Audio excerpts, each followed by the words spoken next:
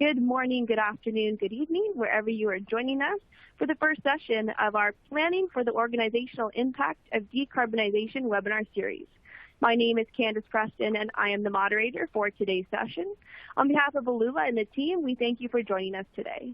This presentation, How to Get and Keep Leadership Alignment to Operationalize Decarbonization, will be presented by John Dale, Managing Director, Global Energy Practice Leader at ALULA, and their presentation promises to be well worth a listen. Before we get started, here are some quick administrative points. During the webinar, if you have questions for a presenter, please submit them into the Q&A box on your screen, and these will be answered during the question portion of the webinar.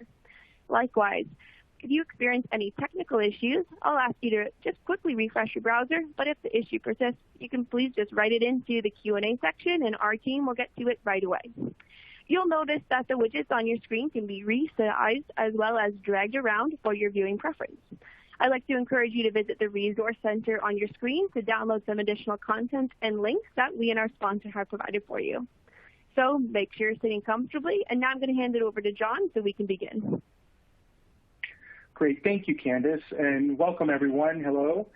It's great to be here with you today. As Candace said, my name is John Dale.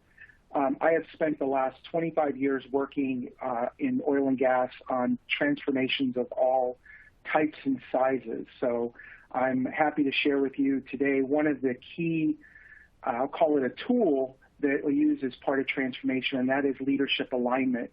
And as I've been working with oil and gas companies over the last couple of years, and the whole topic of lower carbon decarbonization has come up, the importance of leadership alignment is it's hard to overstate the importance of it. So let me share with you what we're going to be doing, talking about over the next 45 minutes, and then we'll have some time for Q&A after. So we're going to talk about some of the myths of leadership alignment. We'll talk about the risks of not getting aligned. We'll talk about why leaders don't get aligned. We'll talk about how do we get leaders aligned, which is really the nugget here. And then we'll talk about how to keep leaders aligned. Now, one thing I'll share with you as we get started is knowledge is awareness. So, and awareness is power. So you can't unlearn what you're about to learn today, so you have a new burden to carry. I'm saying that sort of to be funny, but you are learning something new today that I hope you'll find very practical and very useful right out of the chute. So we're going to share some tools with you, some frameworks, and we do have some, these things are available for you to download. So I do hope you'll try these and carry that burden well. To get started, I'd like to learn a little bit more about you and just the roles you play, and I've kind of kept this pretty simple. So what I'd like to see is, are you in a leadership role around lower carbon or a leadership role in general? Are you in a practitioner role where you're serving and supporting leaders, or are you in an other? So let me give you a few moments here just to click one of those choices, and we'll see who's here with us today.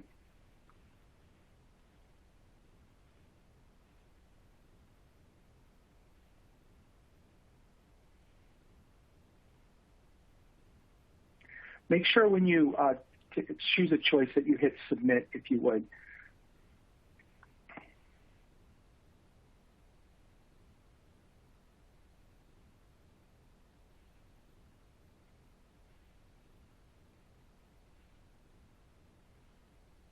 Okay. I'm going to share the results, and great. So we seem to have a pretty good mix of leadership folks, practitioners, and other. And so it's great to see this, and how this will help me is tailor what we're talking about today to your particular roles. So I'll do my best to do that. The next question I have for you to help us get started is, I'm interested in your biggest leadership alignment challenge. Now, there are a lot of reasons leadership teams don't get aligned or leaders don't get aligned. So I've chosen the 5 that I see most common in my work. So I'd ask you to select one of these.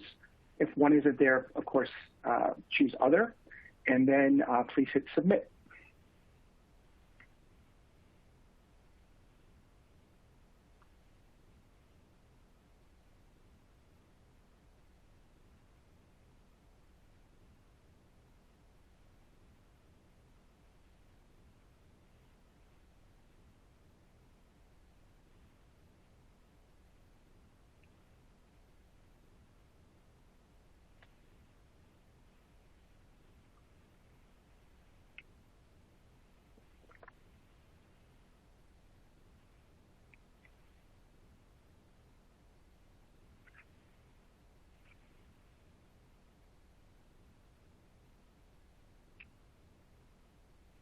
give it a couple more seconds, and then we'll look at the results.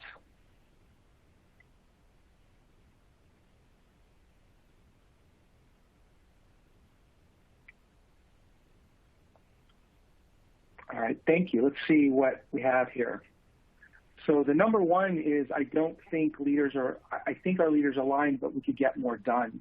And that's a very common thing I see. And I would say, we can talk about at some point what more we can get done, but it's great to know that your leaders are aligned.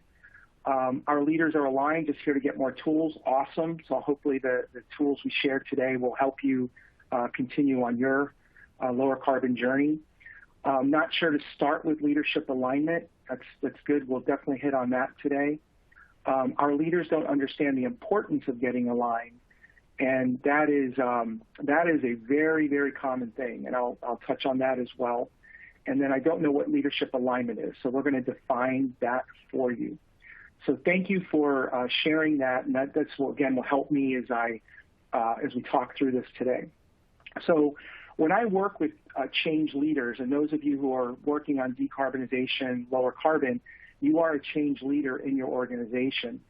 And oftentimes, the change leaders and leaders are working under some flawed assumptions as to, what flawed assumptions around leadership alignment. And there's some myths, so let me share those with you. One of the myths I see a lot is that we assume that because someone's in a senior leader role, that they're kind of all-knowing when it comes to change. And I'll tell you, having been in this business now for 25 years, leaders, unless they've really led a change and worked through all the aspects of a change, they're not used to leading during times of change. They tend to use a kind of a business-as-usual approach, how they lead day to day, which gets to the second myth that all leaders know what's expected of them. During times of change, it's critical that leaders are engaging with people, they're listening to what their concerns are, they're helping people understand their role today, their role in the future, and it's a different type of leadership that's required during a time of change. So not all leaders understand that or know what's expected of them during a time of change. And then the last myth I see a lot, and there are others, but these are the top ones I come across, is that I don't have time to get my leaders aligned. And I'll say it this way: you don't not have time to get your leaders aligned. And what I mean by that is, if you don't get alignment, it's a kind of a pay me now or pay me later. And I'm going to share a couple of examples with you of where not getting leadership alignment up front ended up costing organizations a lot of time because they had to rework some things. So these are some of the most common myths I come across, and I would just say it's safe to assume that if you're in a change role or even a leadership role where you're trying to influence other leaders, that not everyone knows how to lead during change or what's expected of them. And for you, you have to make the time. And let me just start with a case example of this. So I'm going to walk you through a situation. This is a client of mine that I worked with a couple of years ago, and it was a large U.S.-based upstream business unit, and this business unit expected significant growth, and they were focused on return on capital employed, ROCE or ROCE. And so they had developed an initiative that had some key enablers, 5 key enablers of both growth and ROCE improvement. And so we'll call this Project Rocket. And so to introduce Project Rocket, the leadership team brought together the top 100 leaders of the business unit and took them through a 2-day exercise of sharing the case for change for Project Rocket. And leadership team members stood up and talked about the various elements. They brought in some outside experts to just hear what other industries are doing, like Amazon and Google. And so by most accounts, this was a really great meeting. Folks were excited leaving there. Now let's fast forward to February of the following year. And so the leadership team is having a meeting, and I was working with this leadership team, including the director. And the director sharing some of the business results, and they were okay. They were doing all right. And then they turned the conversation to Project Rocket. Now, I worked with the leadership team, as I mentioned, and I worked with many of their direct reports.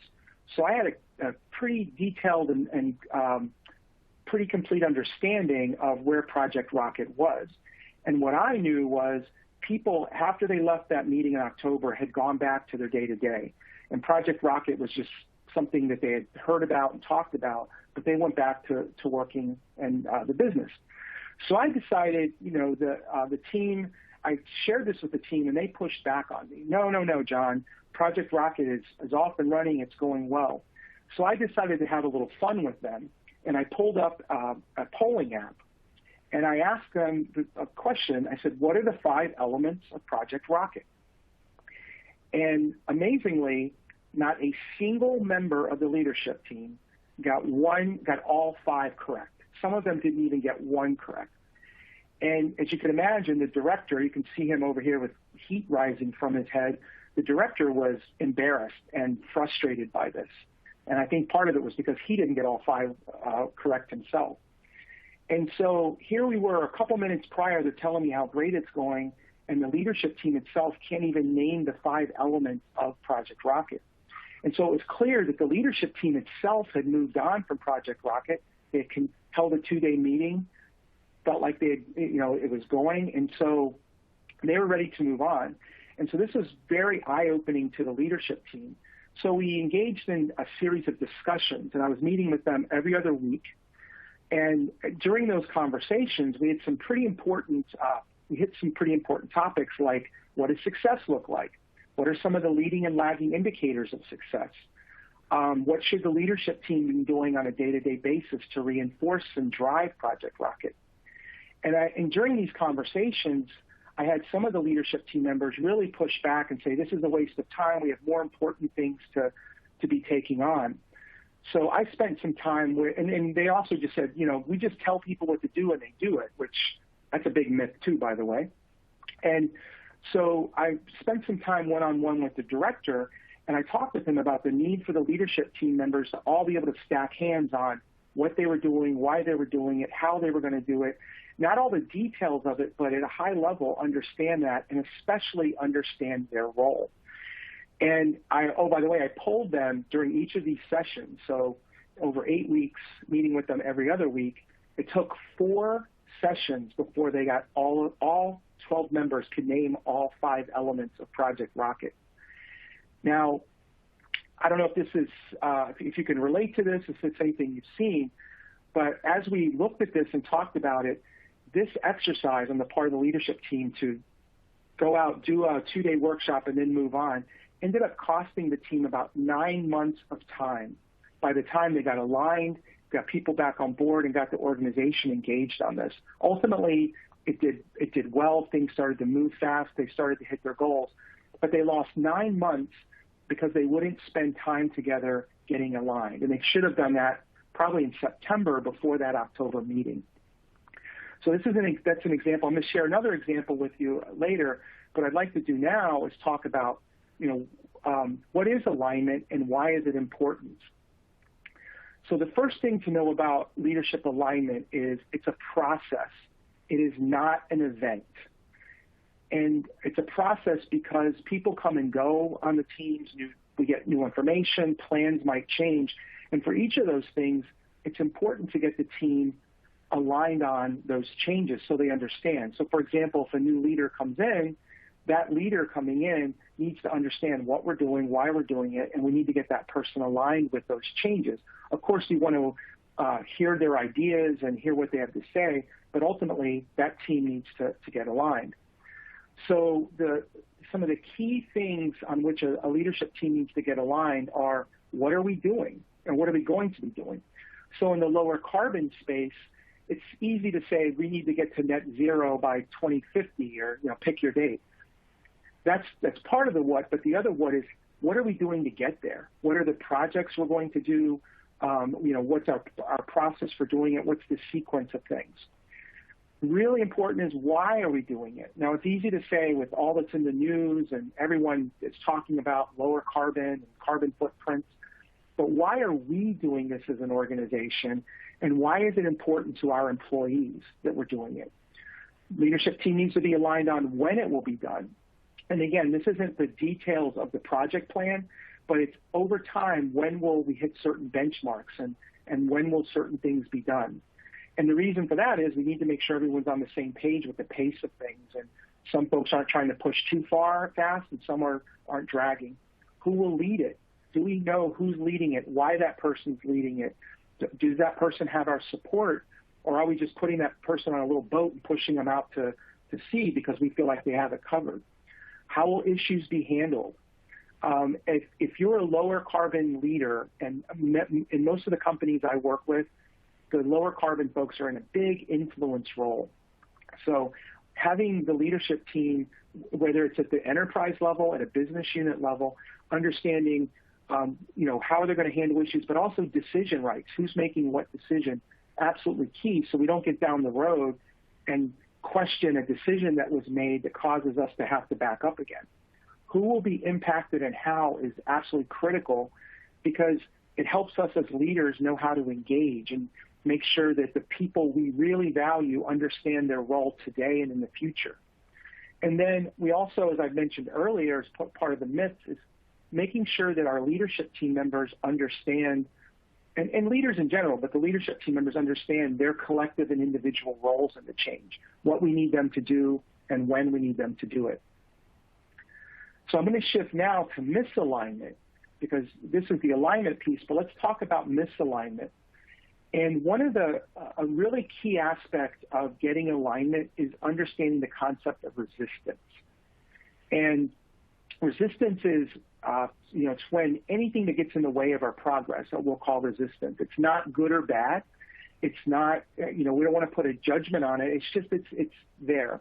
And one of the very best books about consulting is a book called Flawless Consulting. Now, this is whether you're internal, external consultant, but it's called Flawless Consulting by a guy named Peter Block. And the book has some years on it, but the principles covered are timeless.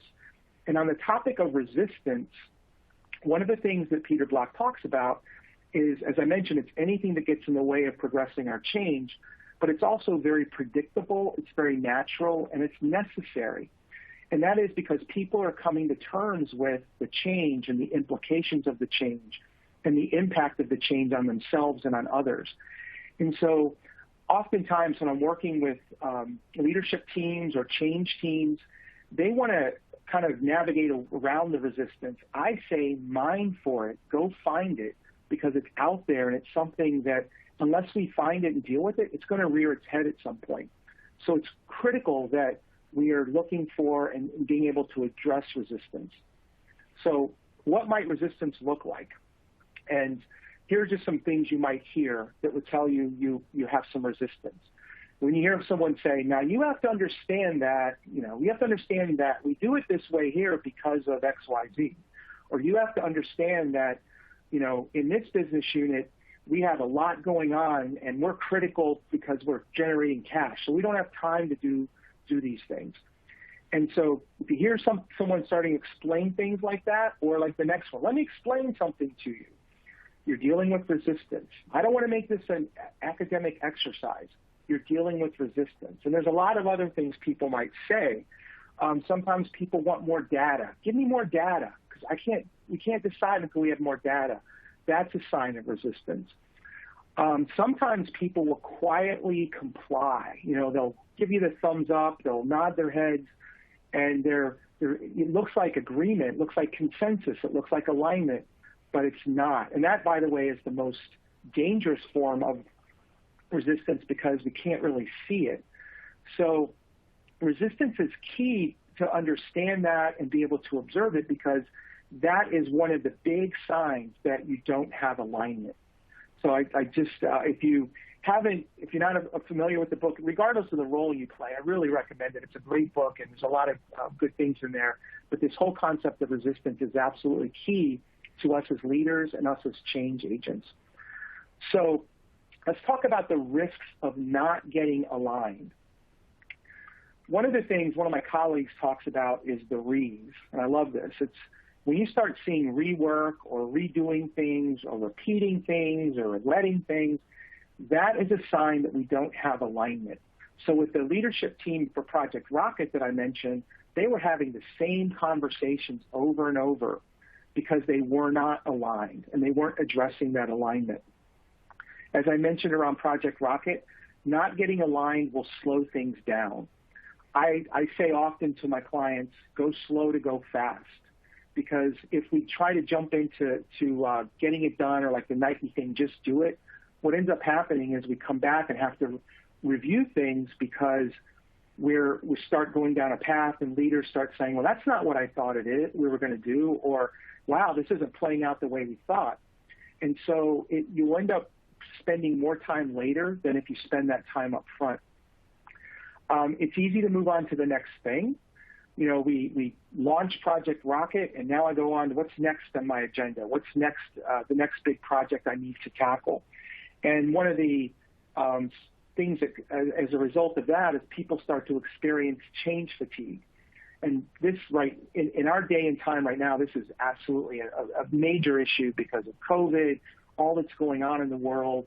And then you layer on that what we're trying to do in our organizations around lower carbon and the pressure from whether it's investors or I'm losing my word there, advocates and so on. It's key that we understand people are experiencing change fatigue. So if we can continue with the path one and keep that consistency, that really helps. And then the other thing is people start to play this waiting game. And you might see this in your own organization where, this too shall pass. So I'll just do what I need to do for now because I know within a few months this will go away and there'll be a new change. And so when we don't have that really good alignment with the leadership team, we start to see these types of things. Now, why don't leaders stay aligned? We might get aligned, but why don't they get aligned, or why don't they stay aligned? So some of the things are false alignment, and that goes back to what I was saying earlier about where, people nod their head, they smile, they tell you, yes, I'm with you, but it's not really alignment because we're not seeing people demonstrate their commitment to it through action. Individual, functional priorities do change. So I might be an operations manager and we're trying to do some things in my refinery, but we have a turnaround coming along. So that turnaround could take a lot of our energy to be focused on that, and we start to let the other work we're doing slide. So just being aware of that and helping leaders balance that. Declaring victory too soon. Very common where we do some things, we see a few things going well, and then we think, okay, we've got this. Let's go ahead and move on to the next thing. I mentioned team members changing out is one of the things that occurs where we need to come back and ensure the new team members they understand the what, the why, and the how and all that. Business conditions change.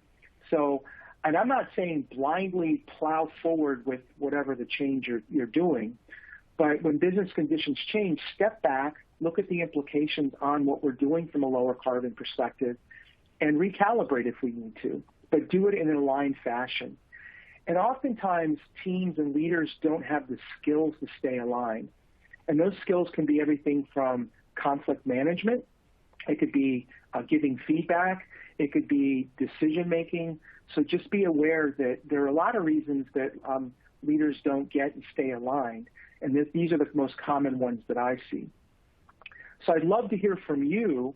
And I'm going to put these on a poll. And I'd love to hear what you're seeing in terms of why leaders don't get and stay aligned. So if you would, just take a moment and share with me your thoughts.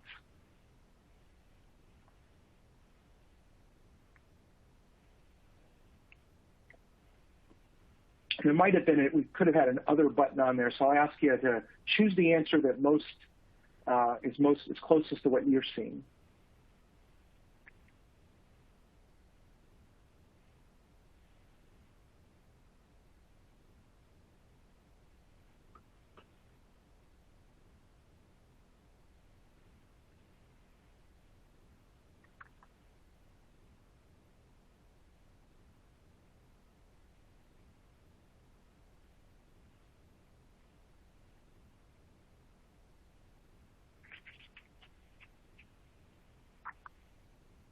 I'll give it a few more seconds.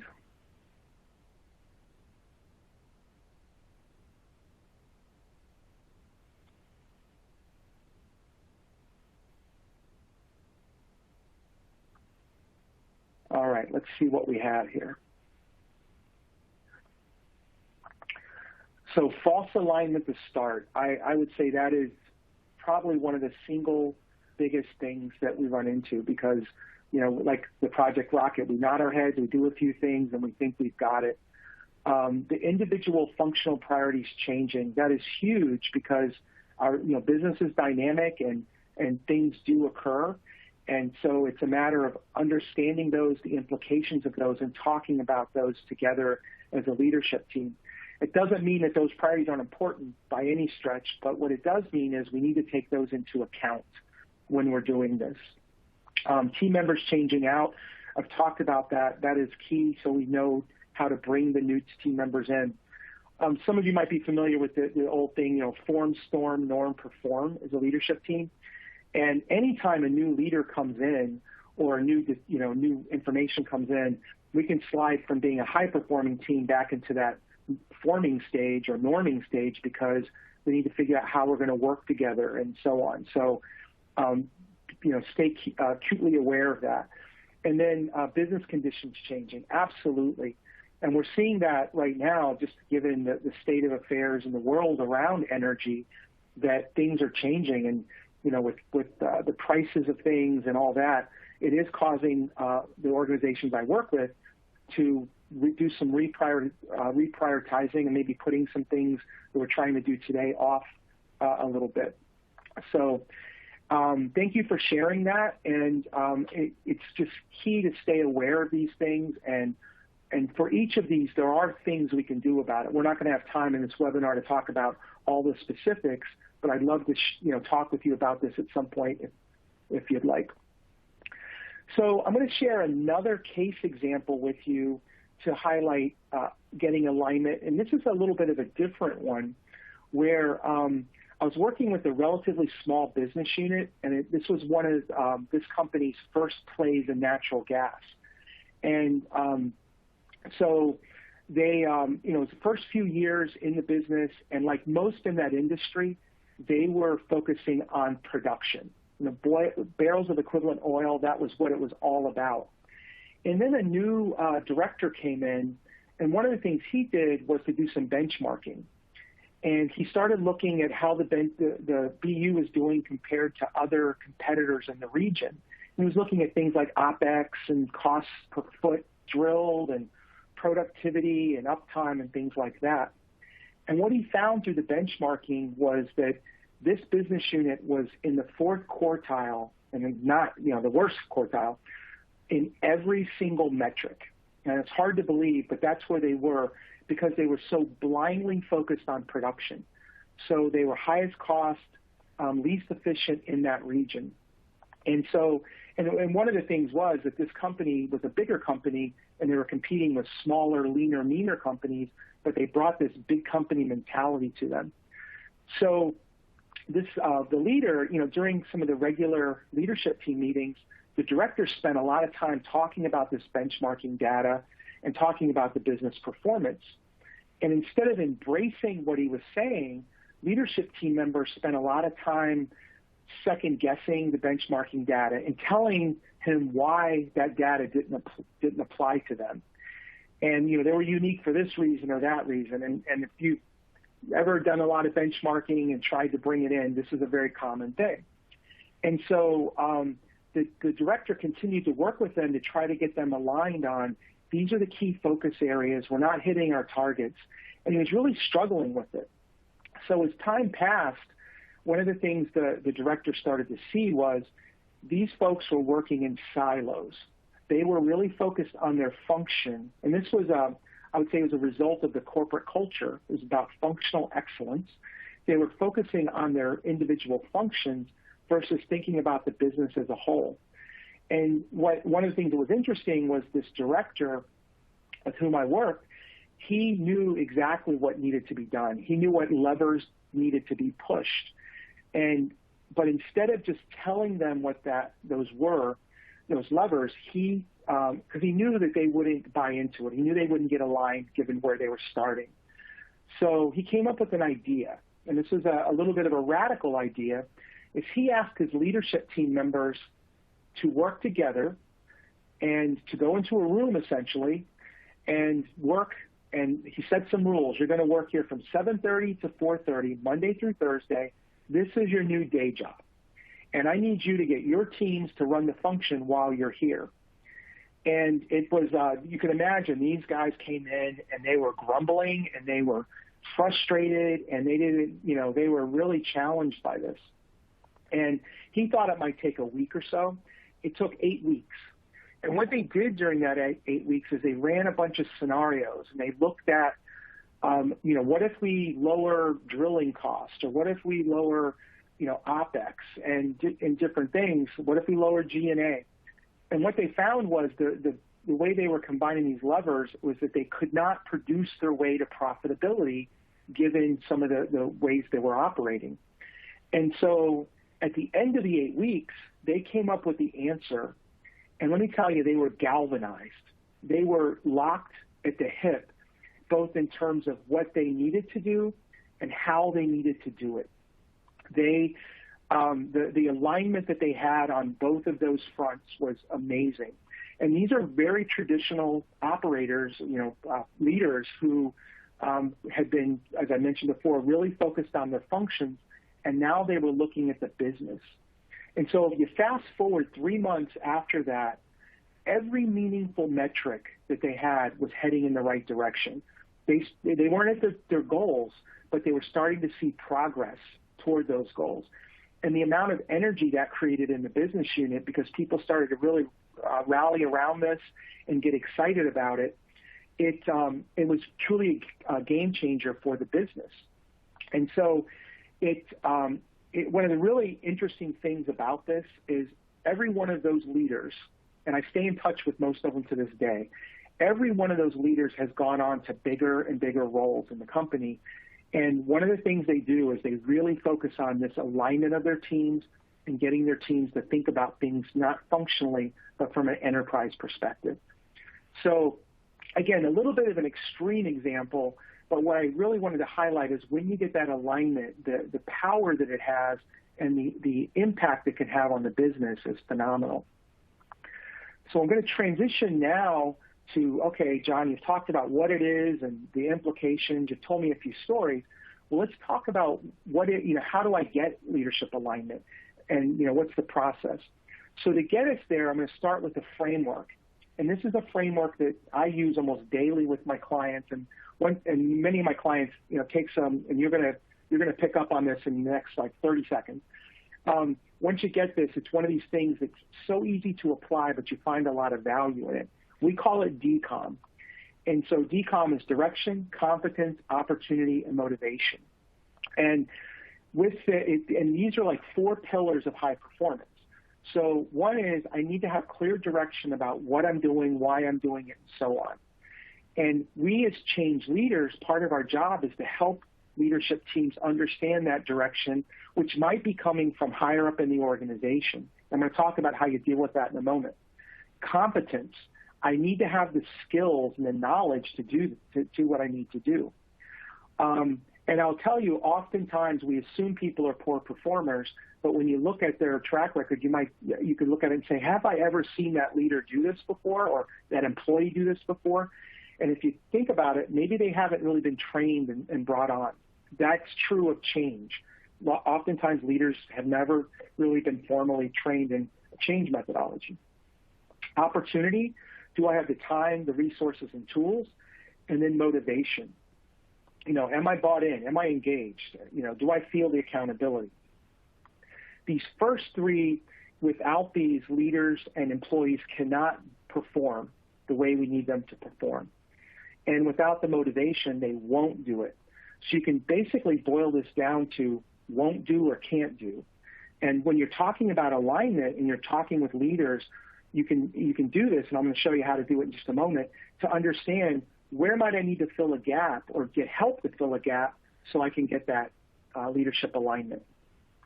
So how do I get leadership alignment? So one of the things we have to start with is the who. And this might sound very basic. And by the way, I think you'll look at this and say, wow, that's common sense. But what I find is these things aren't common practice. So identify, who do I need to get aligned with? what teams, what individuals need to be aligned with what I'm doing. And then I need to assess how aligned these people are with the change. And I want to look at it and just really think about, based on what I'm hearing from these folks and what I'm seeing, how aligned are they?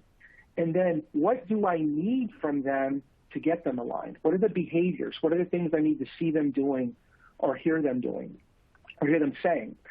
And then I want to use this DCOM tool, and I'm going to show you something in just a second for how you use that to assess where they are with the direction, competence, opportunity, and motivation. And then I want to identify actions that we need to take to get leaders aligned. This is where this becomes about you and about your ability to influence people and alignment. So the tool that I'll share with you, and you can download this, it's in a spreadsheet format. You can download it and use it, this tool helps us identify who the leaders are, how aligned are they, from a high to low. And by the way, this isn't meant to be scientific. This is based on your view, others' view, maybe on your team, your history with people. And this isn't good or bad again. This is just what is. So how aligned, how supportive is the leader? What concerns might the leader have? I'm going to show you a couple examples in just a moment. And then what do I need from the leader to get aligned? What behaviors do I need? And for those behaviors, I do this DCOM assessment. And I check the D, the C, the O, and the M. And then based on that assessment, I identify what I or my team needs to do to help drive alignment. So let me bring this home with a couple examples. So we'll start with, in this example, the opportunity, you can see it at the top of this, the opportunity for alignment is prioritizing MAC projects.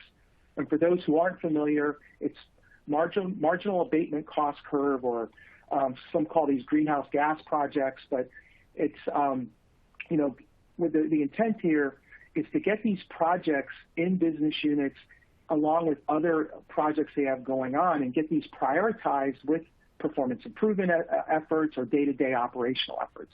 So that's where I need to get alignment. So I start I'm looking at the vice president of upstream. And the one thing I look at is, okay, the vice president of upstream, in our team's opinion, the person's very aligned with what we're trying to do. But from a support perspective, it might be a little bit more, we might look at it, they're not quite there because I'm not hearing and seeing it, but they're remotely, medium level of support. So I start looking at the concerns that this leader might have, and what I know is this leader's a big supporter of MAC projects, wants every unit to identify and commit to these projects. But where the support is, it's not. I don't know if we have the support on the how. The what is there, but I don't know the how part is there. So what we need is that leader to provide clear and consistent messaging around the importance of MAC projects. Now, this is the vice president of upstream, very busy person. And so when I do the DCOM on this, I find, and again, this is not scientific, it's just our view of things. But from a direction perspective, the vice president's there. From a competence perspective, the vice president's there. From an opportunity perspective, I'm rating this a 2 out of 5 because I don't know that the vice president has time to deliver these messages in a consistent way. And I believe that the vice president's motivated, but there might be some things we could do to help with that. So what actions does my team and I need to do to help with this? Well, one of the things I might do is work with the vice president's advisors or the vice president, him or herself, to develop talking points for business unit engagements. So I know the vice president has a town hall coming up. We can help develop a few talking points to make it easy for the vice president to convey the message that I need. And I'll give you one other example, and this is at a refinery level. So I'm talking to the GM of Jackson Refinery. It's a made-up refinery. I know that the GM is not aligned with doing these MAC projects. I'll talk about why in a second. Remotely supportive of them, but just not aligned with it. And when we look at it, we look at talking with the GM, and listen, I know that the GM's concerned with resource issues. They have a lot going on, and taking on new work like MAC projects is going to be a challenge given some of their drive to production, utilization issues, and so on. So I step back and say, what's needed from this GM of the refinery? Well, one of the things is we need to balance short-term with long-term. And that's easier said than done, but we know that that's something we need to help the GM do. And we need to reinforce the importance of MAC projects inside the refinery. So from a direction perspective, what I'm hearing when I'm talking with the GM is that the GM doesn't have the direction, not hearing that these are important. I know the GM has confidence because I've seen this GM when he's done things in the past. The GM can stand up and do it good, has the time to do it. I'm not sure the GM's motivated given all the other pressures. So what do we need to do as a change team? So one thing is I might work with the head of refining to confirm the relative importance of the MAC projects and then ask the head of refining to communicate this to the refinery GMs. And again, I might offer some bullet points. I might offer some help to the head of refining, but it's a way of making it easy. Now, these things alone don't simply address all the problems, but it's a great start, and it's a great way to help influence these leaders so that we can help get them aligned and get them going in the direction to help support our projects. And then the last thing I'm going to hit on before we turn to Q&A is how do I keep leadership alignment? And so one of the things is there's nothing that speaks louder than words and actions. So I want to constantly monitor what am I hearing from leaders, what am I not hearing from leaders, what am I seeing them doing, or what am I not seeing them doing. So it's one thing for a leader to tell me I'm committed to this, I'm aligned, but do I see them saying and doing the right things? Then I want to, as soon as I see a gap, I want to address that gap as soon as possible. That might mean talking to the leader. It might be talking to the leader's leader. But I want to do something to work this as quickly as I can so we can get back on track. And then one of the most important tools we all have every single day is feedback. And providing feedback to the leadership team and the leaders on the impact that they're having on this change. So if they're aligned and they're saying and doing the things that I want, then we need, then I want to let them know, hey, when you went out and talked at the town hall about this, I saw an immediate increase in people's attention on MAC projects. Or I might say, because you're not doing this, MAC projects are consistently being deprioritized. And so these are some very simple things that we can do to help keep leaders and leadership team aligned. So with that, I'm going to shift the Q&A. And I'd love to, and there's a panel on your screen where you can submit some questions. And I see a few have already popped in. So I'll give you a moment to just think of some questions. Oh, go ahead, Candace. I'm sorry. We've had a few questions come in here, John, for you. Unfortunately, we've reached the end of our scheduled time. We have time to do one, but I would encourage everybody to submit the questions into the Q&A box you see on your screen, and we will get back to you over email. We'll shoot you over some contact information to get that response to you. So what I'm going to do is just push this question out to the slide area for you there, John. And this question, please comment on your views regarding energy upstream, midstream, downstream, and service companies' awareness of foundational aspects of carbon capture and decarbonization. And then the second part, is a base understanding needed in industry to gain alignment? Great, thank you. Great question. And so I'll start with the first part there.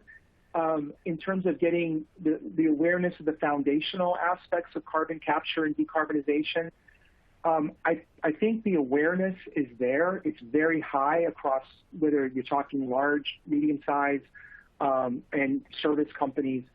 The thing I'm seeing across industries is the how part of it. I think from a technology perspective, there's a lot of work to be done to do it at scale. There are very few examples around the world where carbon capture and storage is being done at scale. And so I think there's a lot of work to be done there. I think there's some promising things, that are going on, but that scaling part of it is, I think, the thing everyone's working toward. And then the base understanding needed for the industry to gain alignment. Again, a great question, because it's some of the conferences I've attended, whether it's the World Petroleum Congress or some smaller conferences, this is one of the things I think that comes up a lot is this is not about a single company, a single country doing this. It's really about the industry getting aligned and sharing best practices to move this forward.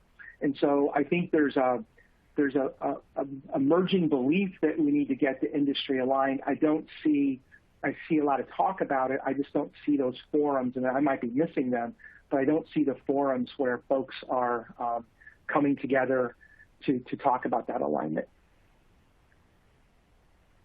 Great.